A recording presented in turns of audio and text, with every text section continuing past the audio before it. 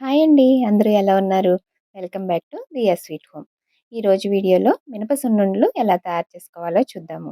అలాగే నా ఛానల్‌ని సబ్స్క్రైబ్ చేసుకొని సపోర్ట్ చేస్తున్న ప్రతి ఒక్కళ్ళకి థ్యాంక్ యూ సో మచ్ అండి. మన ఛానల్‌లో 1000+ సబ్స్క్రైబర్స్ అయినందుకు చాలా హ్యాపీగా ఉంది. ఈరోజు వీడియోలో అయితే మినప సున్నుండలు ఎలా తయారు చేయాలో చూద్దాము. ముందుగా స్టవ్ వెలిగించుకొని ఒక కడాయి పెట్టుకొని అందులో 2 కప్పుల పొట్టు మినపప్పు వేసుకోవాలి. మీ దగ్గర పొట్టు మినపప్పు లేకపోతే కనుక గుండు మినపప్పు కూడా వాడుకోవచ్చు. కానీ ఈ పొట్టు మినపప్పుతో చేసుకుంటే టేస్ట్ చాలా బావుంటుంది. ఇలా పప్పు వేసుకున్న తర్వాత స్టవ్‌ని లో ఫ్లేమ్‌లో పెట్టుకొని ఇలా కలుపుకుంటూ వేయించుకోవాలి. ఇలా వేయించుకోవడం వల్ల మనకి పప్పు లోపలికంటా వేగుతుంది. అలాగే టేస్ట్ కూడా చాలా బావుంటుంది. అదే హై ఫ్లేమ్‌లో పెట్టి వేయించుకున్నారనుకోండి, పప్పు కలరొచ్చేస్తుంది కానీ, మీకు పప్పు లోపల వేగక టేస్ట్ అనేది బాగుండదు. అందుకని ఇలా స్టవ్‌ని లో ఫ్లేమ్‌లో పెట్టి కలుపుకుంటూ వేయించుకోండి. నాకు ఈ పప్పు వేగడానికి 20-25 నిమిషాల వరకు టైం పట్టింది. చూసారు కదా! ఇలా గోల్డెన్ కలర్ వచ్చేంత వరకు వేయించుకోవాలి. ఇలా వేగిన పప్పుని ఒక ప్లేట్‌లోకి తీసుకొని, ఆ తర్వాత ఇందులోకి ఒక టేబుల్ స్పూన్ బియ్యం కూడా వేసుకోవాలి. ఇదే కడాయిలో ఒక టేబుల్ స్పూన్ బియ్యం వేసుకొని కొంచెం వేడయిన తర్వాత ఈ బియ్యాన్ని కూడా ఆ పప్పులో వేసేసుకొని పూర్తిగా చల్లారబెట్టుకోవాలి.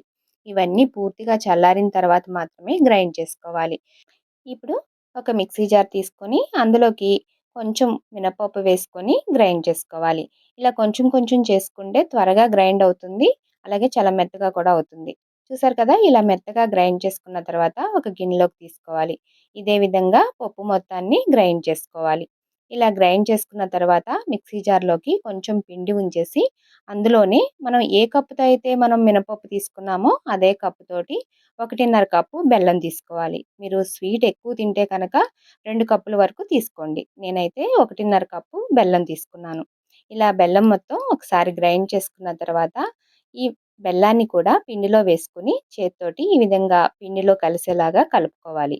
ఇలా మొత్తం బాగా కలిపిన తర్వాత మళ్ళీ ఈ పిండిని ఒకసారి మిక్సీ జార్‌లో వేసుకొని గ్రైండ్ చేసుకోవాలి.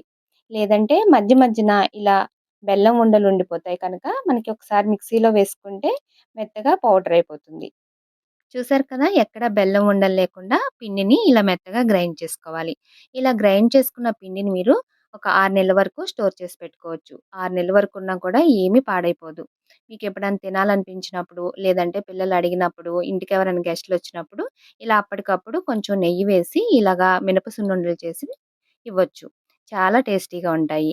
ఇప్పుడు ఈ పిండిలోకి కాచిన నెయ్యిని కొంచెం కొంచెం వేసుకుంటూ ఇలా లడ్డూల్లాగా చేసుకోవాలి. ఇలా చేసిన లడ్డూలు ఒక 10-15 రోజుల వరకు నిలవుంటాయి. ఎప్పుడైనా ఇలా చేసి పెట్టుకుంటే పిల్లలు స్కూల్ నుంచి రాగానే ఇవ్వటానికి కూడా చాలా బావుంటుంది. ఈ మినప సున్నుండల్లో ప్రోటీను, ఫైబరు చాలా ఎక్కువగా ఉంటుంది కాబట్టి పిల్లలే కాదు పెద్దవాళ్ళు కూడా రోజుకొక లడ్డూ తీసుకున్నారంటే చాలా బలము. అలాగే ఆరోగ్యానికి చాలా మంచిది కూడా.